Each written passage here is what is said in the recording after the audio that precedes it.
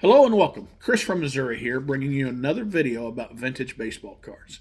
In this video, I'm going to show you some cards, but I'm going to tell you a story first, and then I'm going to show you these cards. But what I'm going to tell you is you can tell that I'm not in my card room doing videos if you watch my channel before. I'm actually sat down in my chair, and I turned on a video on YouTube, and I turned it on to The Card Story, THA Card Story. It stands for The Hank Aaron Card Story. And it's a collector and his son. It's Matt and his son Tyrus. And they collect Hank Aaron cards. And man, they have a great collection of cards. But I watched his video. And he kind of broke a story today. Just a real quick flip. He broke a story today saying that CSG is merging with CGC. Now, CGC is a company that primarily grades a lot of Pokemon stuff and different things like that. But I believe that CSG is failing, and they're now being taken over, or they're merging with CGC. And I just at first I didn't think it was that big a deal, but then I'm sitting here thinking, okay, I collect rookie Hall of Famers primarily, but I do player runs and stuff. The player runs do not matter what grade they're in or that kind of stuff. And I know some of you say, well, I don't grade cards, and that's why you don't grade cards, because problems like this could come up. But I grade cards or have my card graded because I'm doing some estate planning, and I want my wife's life to be easier getting rid of this stuff if something happens to me. So that's solely why I get my cards graded. And my Hall of Fame rookie run is done with PSA slabs.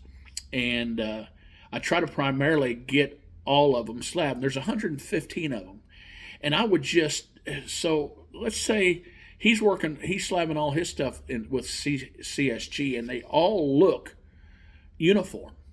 Except, CSG has changed labels 3 times, and this is their 3rd time in the last 3 years. But it would be frustrating to me knowing that I got all these Hank Aaron stuff in CSG, and now I have to get them in something else that doesn't look like that. So I get it now, and I really and it's just a quick video. Get over there, subscribe to his channel. He only has 200 subscribers or so, and that's terrible. I mean, he's so good with the community. So get over there, listen to his quick little video, and then watch a couple of his older ones, and you'll start liking his video too. Okay, now to what I think an idea that was kind of fun for me that just came to me the other night. I have a couple thousand graded cards, and I have it on VCP, which is called Vintage Card Prices, and it's a site that keeps track of the prices of my cards and keeps track of my cards for me and of what I have in my collection, like my inventory. And so I just messing around, and I thought, okay, what is my 1,000th best card that I have? And I'm going to show you some cards today that I normally wouldn't get to show. They don't get quite the love, but today I'm going to give them the love. And it's just I hit a button, and these hit a button on my on the program, and these cards came up. So my 1,000th graded card, the most expensive card in my collection. I better turn the video around so you can see it.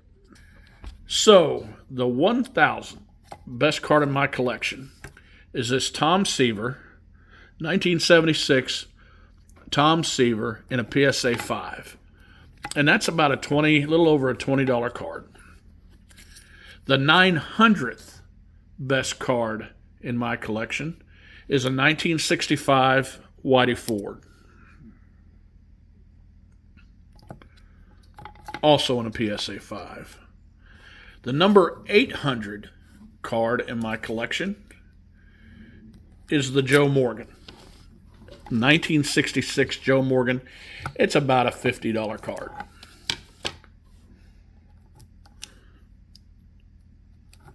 I'm sorry, it's about a $30 card.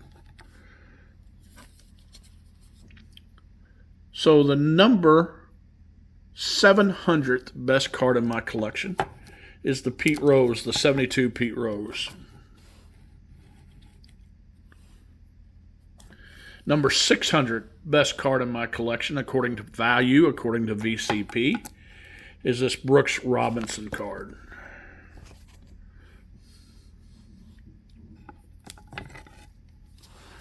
Number 500, when I hit that button, was this 1961 Willie Mays All-Star card. Now, number 400 in my collection is a fun card. It's the Bill Ripken FF card.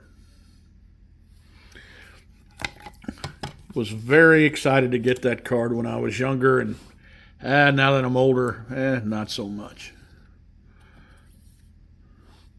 Number 300 of the best card in my collection is the Carl Yastrzemski, the 1961, in a PSA 5. Oh, the value of that is, whatever, $135 to $150, I think. Number 200 card in my collection is the 1960 Roberto Clemente. I'm going to start showing a lot of Roberto Clemente cards probably just because I'm trying to get in Club 21. It's a group of YouTubers that won't let me in, and I just want to show them that I have some cards too. Now, the 100th best card in my collection is the Al Kaline rookie card, and it's in a PSA 3. And it's the 100th best card in my collection. I like showing these cards because they don't get the love a lot of times because, people tend to show their better cards and stuff. And and anyway, and the number one card, and I don't think it's the number one valued card in my collection, but it's up there. I have some cards that VCP has not graded. Or they not graded is not the word that they value as $0, but just because they haven't been sold in a while or sold, and so. But I'm going to show this one today. I've shown it before, but so the number, one of the top cards in my collection is this Jackie Robinson rookie card. So guys, do me a favor. If you haven't subscribed to my channel, go ahead and subscribe to it. But I do want you to turn over there to The Card Story. And if you guys are doing some videos, if you guys are some video, put out content, shout out somebody else's show of a video that you've watched them do. And guys, remember, it's just a hobby. Collect what you like.